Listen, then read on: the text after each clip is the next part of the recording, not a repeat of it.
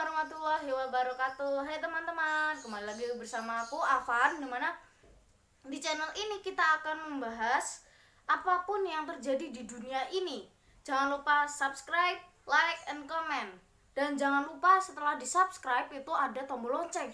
Di klik dulu ya, di klik dulu. Jangan lupa ya. Oke, biar tahu update-update di channel ini.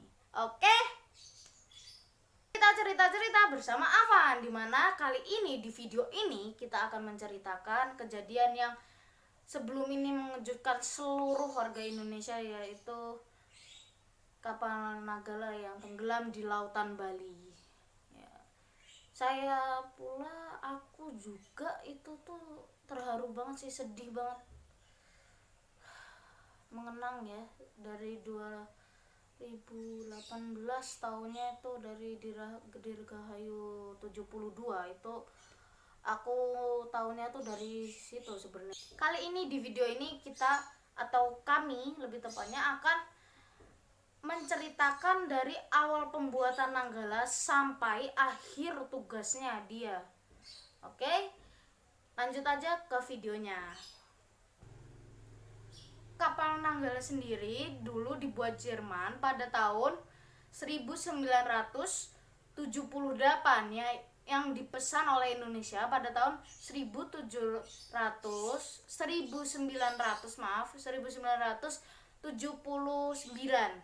yang akhirnya diserahkan oleh pihak Jerman pada tahun 1981. Kapal Nanggala sendiri itu sekarang telah berumur sekitar 62 tahun. Lalu diremajakannya pada tahun 2010 oleh pihak Indonesia. Saat itu sudah sekitar 11 tahun setelah diremajakannya kapal Nanggala, tapi sekarang telah terjadi insiden ini, yaitu karamnya kapal Nanggala. Setelah itu terjadi insiden Nanggala pada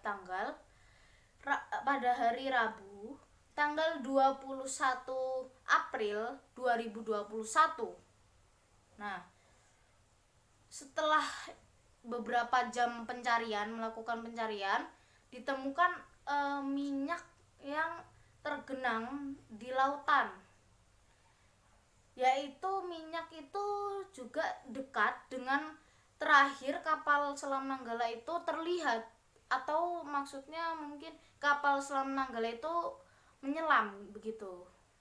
Nah, itu tuh memunculkan pertanyaan seperti itu, apa maksud dari tumpahan minyak. Nah, kita beralih ke yang lain. Kita beralih terlebih dahulu ya kepada setelah kejadian itu ada 10 negara yang ingin membantu Indonesia dalam pencarian, yaitu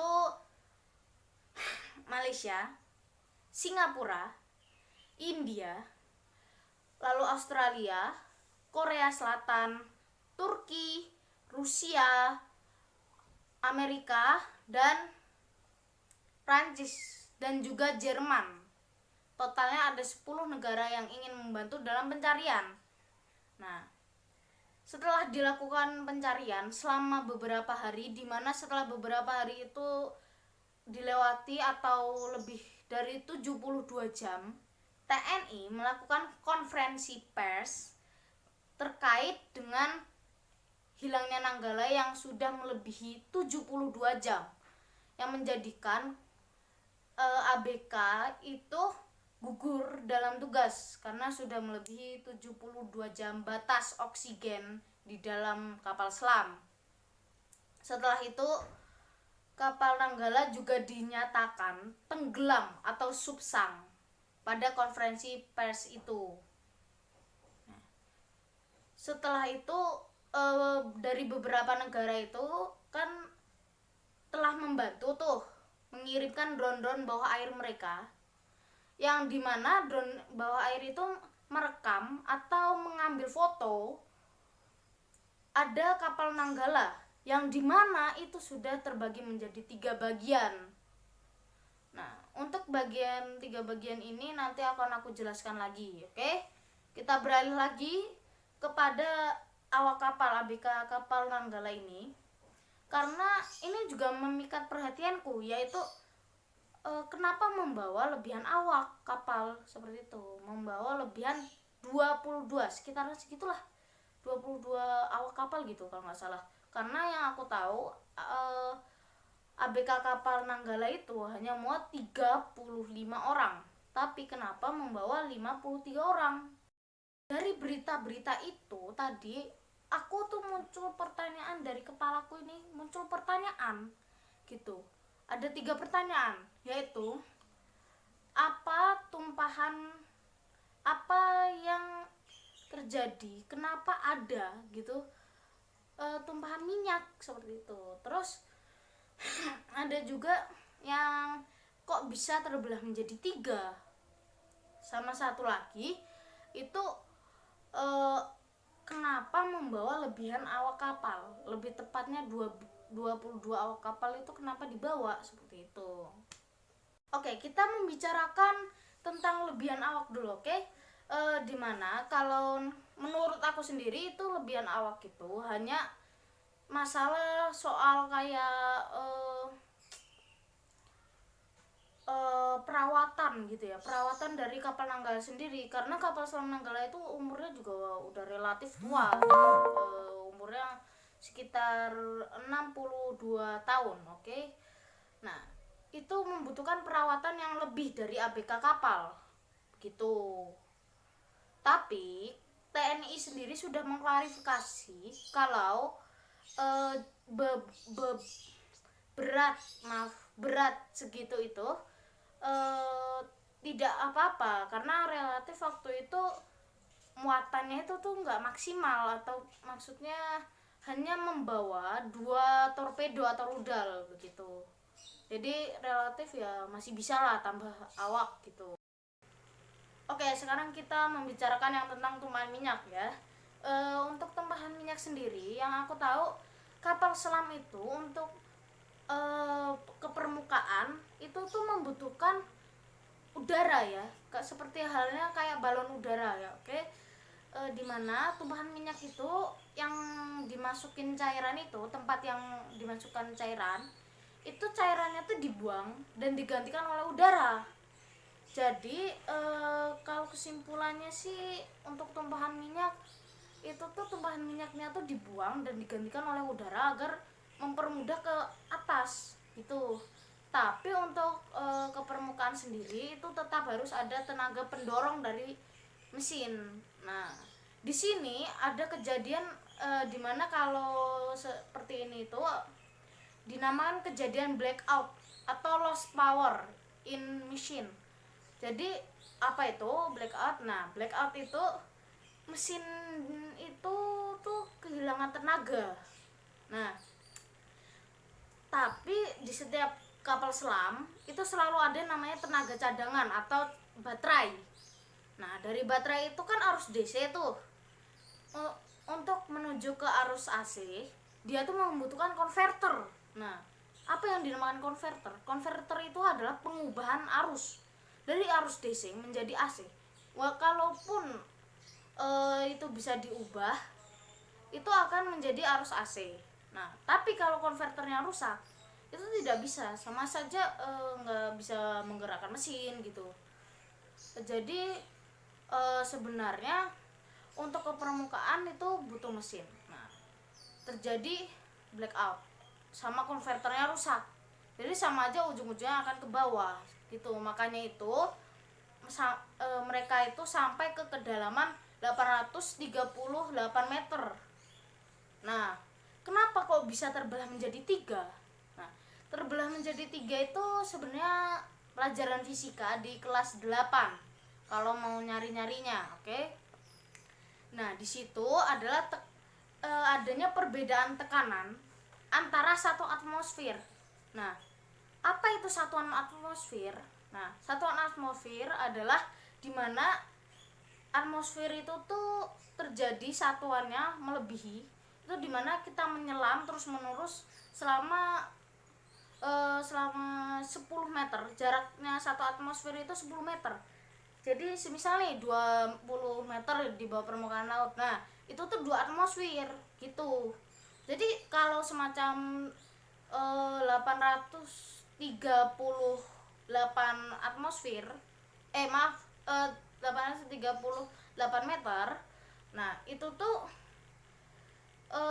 perbedaan atmosfernya itu tuh adalah 83,8 atmosfer atau tekanan. Jadi tekanannya itu terlalu berat begitu. Makanya itu pecah menjadi 3. Tapi TNI sudah mengklarifikasikan bahwa kejadian yang menimpa Nanggala itu bukan kejadian blackout. Yang tepat atau yang dicurigai sekarang adalah kejadian alam di mana persatuannya gelombang air laut gitu kalau nggak salah, tapi aku juga kurang tahu sebenarnya ya. Untuk sebenarnya diceritakan juga oleh mantan kapten dari Nanggala itu sendiri kalau blackout itu tuh kapal tuh mengalami kemiringan yaitu 45 derajat sampai 90 derajat, kurang dari 10 detik. Yang berarti bisa kapal itu bisa vertikal. Jadi vertikal kayak gini nih, vertikal dalam kurung waktu tuh 10 detik gitu katanya. Nah, jadi tidak dimungkinkan, itu nggak mungkin gitu kejadian blackout gitu kan. Nah, untuk kejadian alamnya masih belum tahu juga. Nah, tapi yang kita pasti tahu adalah kapalnya telah ditemukan dan mungkin akan diselidiki lebih lanjut ke depannya untuk diangkat terlebih dahulu. Dan juga itu jangan lupa kalian juga ini tuh lihat tuh video pengangkatannya dari kapal Nanggala. Sebenarnya bukan video pengangkatan tapi kayak simulasi gitu, simulasi evakuasi atau pengangkatannya kapal Nanggala itu. Jangan lupa ya, nanti dilihat dulu di YouTube, oke? Sama satu lagi itu aku mau ngasih tahu gini, kalau pastinya dalam keadaan kayak gitu kalian tuh pasti bakalan pusing kan. Kalau kalian yang berada dalam keadaan seperti itu, kalian bakalan bingung, bakalan kocar-kacir kemana-mana, dan juga tidak mungkin akan selamat gitu mungkin berpikirnya kalian kan. Tapi untuk mereka sendiri gitu ya, mereka sendiri itu sudah berpengalaman, jadi sudah ada protokol yang harus dijalankan ketika kejadian darurat seperti itu tadi ya kan. Kalau ya hanya itu sih yang bisa aku ceritakan mungkin sampai saat ini. Jangan lupa ya, up to date kalian ngeliat tuh berita ya, diliatin, tapi ingat nggak boleh hoax, harus dicek dulu, oke? Jadi kalau mau menyebarin tuh ke keluarga lah kemana-mana gitu, kalian harus dicek dulu, dicek dulu apakah itu kabar hoax atau real, oke? Jangan lupa subscribe, like, and comment, dan jangan lupa tuh ingetin ya, aku ingetin lagi, setelah di subscribe diklik juga tuh tanda loncengnya agar mendapatkan informasi yang up to date. Dan kami juga sudah ngericek, jadi informasi itu real, oke? Jangan lupa ya di subscribe lagi ya, like and comment lagi, oke? Udah, wassalamualaikum warahmatullahi wabarakatuh. Cerita bersama Afan.